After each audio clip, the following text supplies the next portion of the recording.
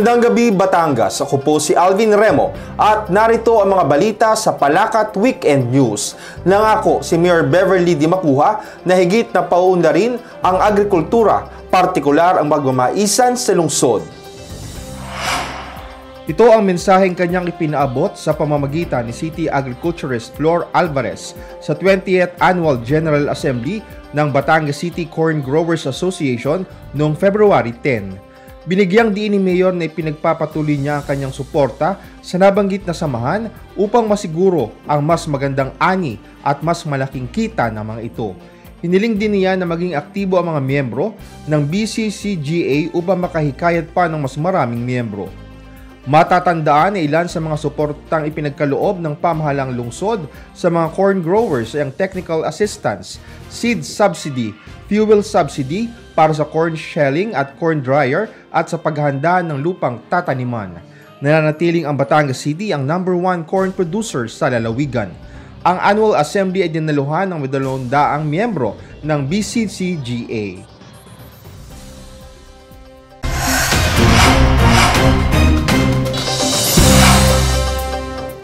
Humigit kumulang sa 1,000 kabahayan sa Sitio Hulong Bayanan ng Barangay Ilihan ang makikinabang sa karagdagang proyektong patubig na pinasinayaan noong February 8. Ang detalye sa report ni Liza Perez de los Reyes.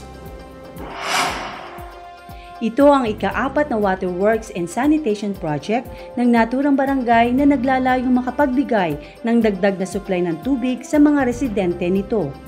Ang nasabing proyekto ay may 7.5 horsepower motor, 65 GS75 pump at 9.5x2 na tubo sa ilalim na may kapasidad na 10,000 galon na kayang makapag-supply ng tubig kabilang yaong mga nasa mataas na lugar.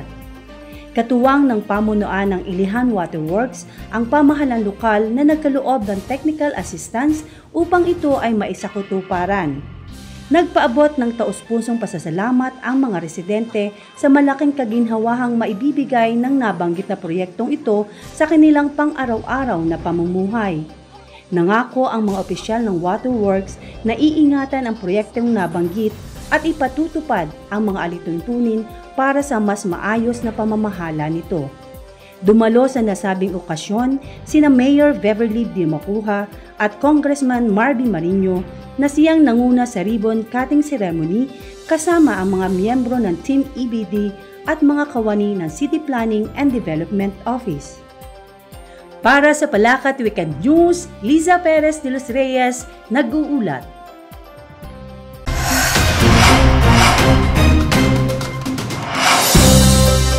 Makakatanggap ang lahat ng SK chairpersons, SK members, treasurers at secretary sa lungsod ng halagang 500 piso kada buwan bilang pagkilala sa kanilang kontribusyon at mahalagang papel na ginagampanan sa paghubog ng mga kabataan.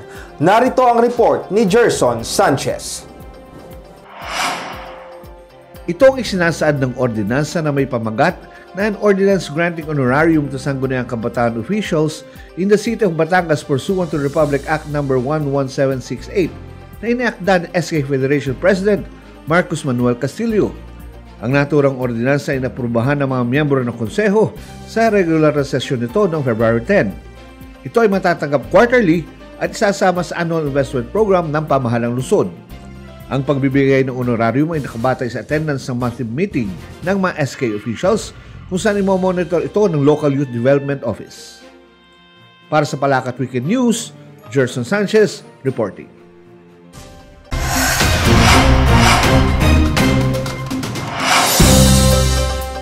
Umarangkada na ang Project Alcansya ng Philippine Red Cross Batangas Chapter para sa mga senior citizens ng lungsod. Narito ang report ni Liza Perez de los Reyes.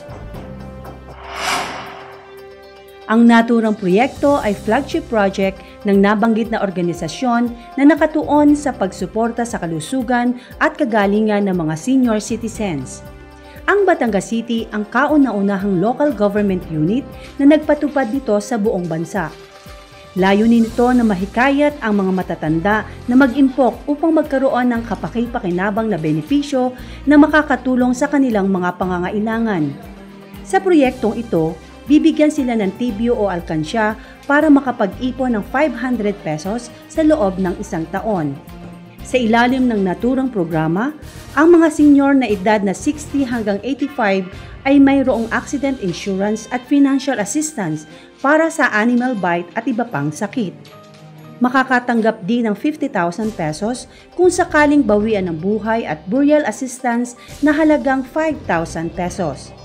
Bibigyang prioridad din sila kung sakaling mangailangan ng dugo at ambulansya. Para sa Palakat Weekend News, kasama si Ivan Barza, Liza Perez de los Reyes reporting.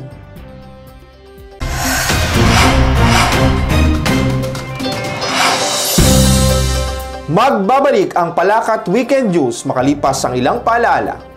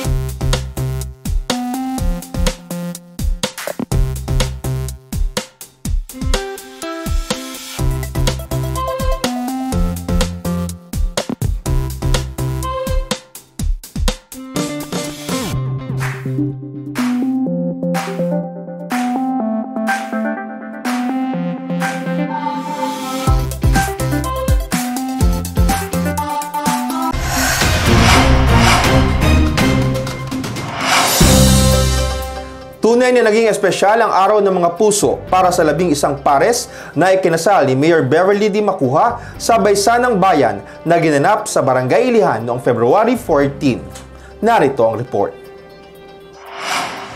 Ang naturang maramihang pagpapakasal na pinangasiwaan ni Mayor Beverly D. Macuja ay naglalayong maikasal ang mga matagal nang nagsasama at upang higit na mapatibay ang pundasyon ng pamilya. Ang mass wedding ay proyekto ng naturang barangay sa tulong ng Civil Registrar's Office. Ang nasabing tanggapan ang nag-asikaso ng lahat ng mga kailangang dokumento na requirement sa pagpapakasal. Ang pinakamatandang pareha ay 60 at 42 taong gulang, habang ang pinakabata ay edad 24 at 22. 15 taon naman ang pinakamatagal na nagsasama na may 2 anak.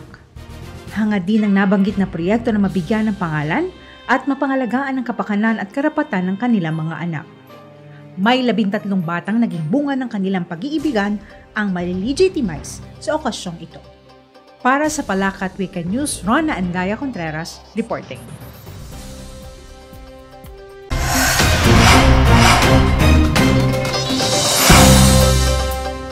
At yan ang kabuuan ng mga balitang hatid ng Palakat Weekend News. Ako po si Alvin Remo. Maraming salamat. Magandang gabi po sa inyong lahat.